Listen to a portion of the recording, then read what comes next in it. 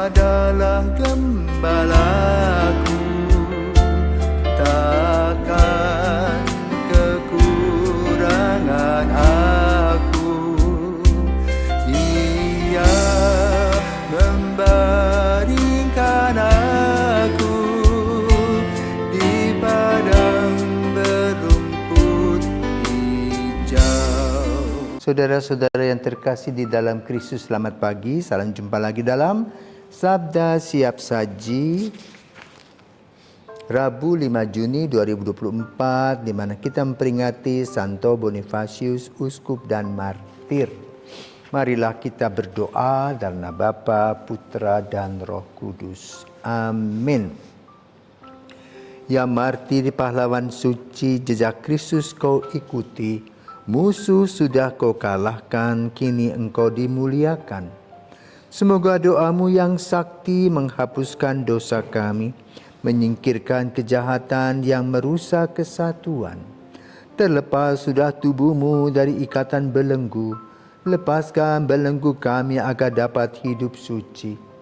Dipujilah Allah Bapa bersama Putra tercinta, dan Roh penghibur ilahi selalu tak kunjung henti.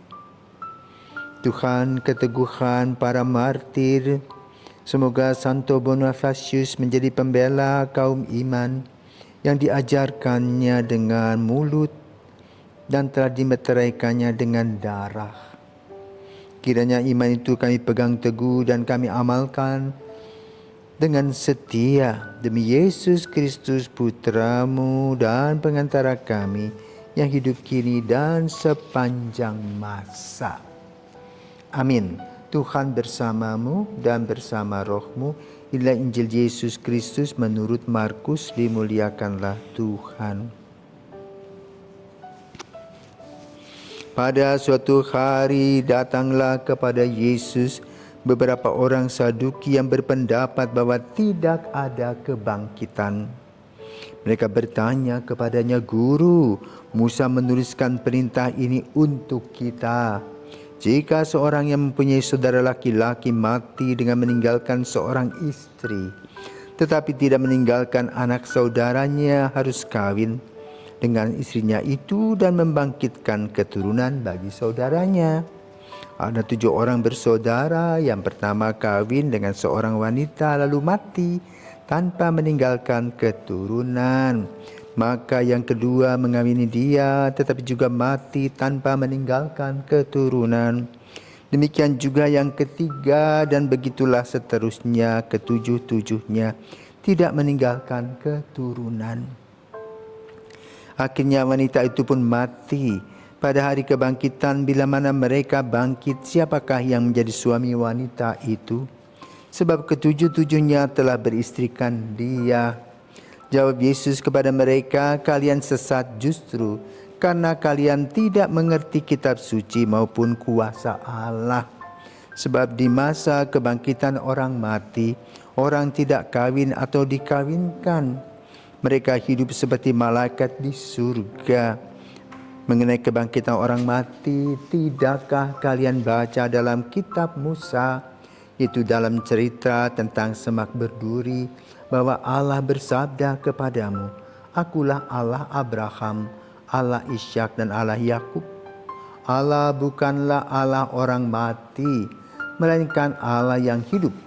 Kamu benar-benar sesat." Demikianlah sabda Tuhan. Terpujilah Kristus. Saudaraku, selamat pagi. Hari ini kita memperingati Santo Bonifacius, uskup dari Fulda di Jerman.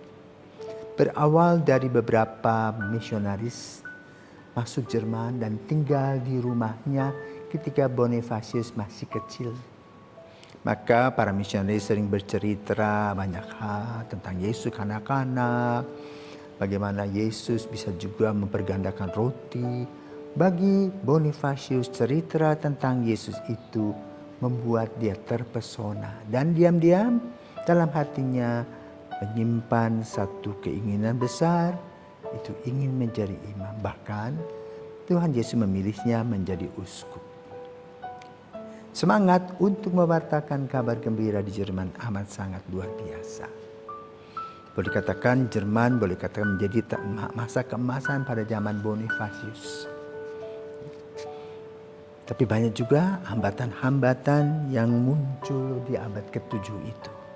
Banyak sekali pandangan-pandangan sesat tentang ajaran iman gereja Katolik. Dan Bonifacius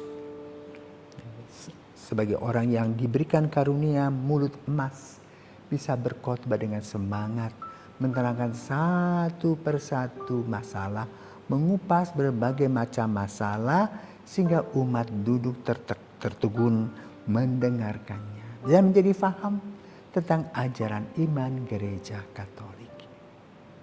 Maka memang namanya bagus, Bonifacius, Bonifacer. Mulut ya, berbicara yang baik. Tetapi ada awal, ada akhir. Pada awalnya boleh katakan dia melambung tinggi, tetapi penantang-penantangnya cukup banyak. Di akhir hidupnya di sekitar tahun 754 di mana dia wafat pada tanggal 5 Juni, dia dibunuh oleh sekelompok orang yang tidak menyukainya. Dan mereka itu adalah sekelompok prajurit yang ganas yang menyerang mereka ketika mereka mempersiapkan sakramen Krisma. Lalu tidak ada perlawanan dan itulah akhir dari kehidupan Santo Bonifacius sebagai uskup di Fulda, Jerman. Sehingga pada hari ini kita memperingati apa yang Tuhan berikan kepadanya untuk kita pelajari dan untuk kita teladani. Dan salah satunya adalah membahas tentang kebangkitan dalam Injil Markus pada hari ini. Musa mempunyai pengalaman tentang Allah Abraham, Allah Ishak dan Allah Yakub. Itu semak yang menyala tetapi tidak terbakar. Itu menggambarkan bahwa ada kehidupan. Tetapi lebih lagi ketika Yesus wafat, bangkit dan menyelamatkan. Pada saat hidup Yesus tentu belum ada kematian Yesus. Maka mereka boleh katakan masih bingung dan linglung mengenai kematian. Apakah kematian itu seperti ikan, seperti ayam setelah mati selesai. Tetapi kalau kita meruntut menuju kitab Kejadian, maka kita kembali melihat bahwa Allah memberikan nafas. Bagian kecil dari dirinya kepada hidup manusia sehingga manusia itu hidup kekal. Makanya kehidupan kita ini berbeda dengan binatang-binatang atau makhluk lain yang diciptakan Tuhan. Karena itu predikat citra Allah itu dikenakan dalam diri manusia yang disebutkan harus menguasai bumi, dan memang kita lah yang menguasai bumi, mempelajari alam semesta, mempelajari air, seperti misalnya kemarin di Bali ada Water Forum, Water World Forum membahas tentang air yang semakin tercemar, di mana orang menggali sumur di mana-mana saja sehingga rob atau air laut masuk dalam lapisan tanah. Ini kita yang memikirkan, bahkan juga kita melihat hidup dengan sekarang lampu ya, dengan elektrik segala macam bisa terjadi. Kemudian ada saat zaman sekarang zaman ilmu pengetahuan yang canggih, ada komputer dan sebagainya seterusnya. Terus maju ya, sehingga dunia itu semakin global, dekat, beda dengan dulu jauh. Tetapi satu hal yang perlu ditanyakan oleh diri kita adalah apa yang akan terjadi setelah kita mati. Apakah kita akan seperti ikan gurame yang dijual dan sudah selesai dimakan habis? Tetapi ingatlah bahwa dalam Injil pada hari ini, walaupun orang-orang Saduki tidak percaya akan kebangkitan, kenyataannya kita akan dibangkitkan melalui contoh Yesus yang wafat dan bangkit yang mendahului kita. Maka kita percaya dalam aku percaya tentang apa? Kebangkitan badan. Karena itu mari kita memelihara badan kita dengan baik. Mengikuti jalan Yesus, akulah jalan, kebenaran dan hidup. Tidak semena-mena hidup kita diisi. Tetapi hidup kita perlu diisi dengan cinta, kasih, iman, dan harapan. Semoga kita boleh berjuang dalam proses jatuh bangun untuk menjadi sang pemenang ketika kita masih hidup, dan kita membawa obor kemenangan ketika kita mati, alias kita tetap hidup di dalam Kristus. Selamat berjuang, selamat pagi, Tuhan memberkati. Santo Bonifacius, doakanlah kami.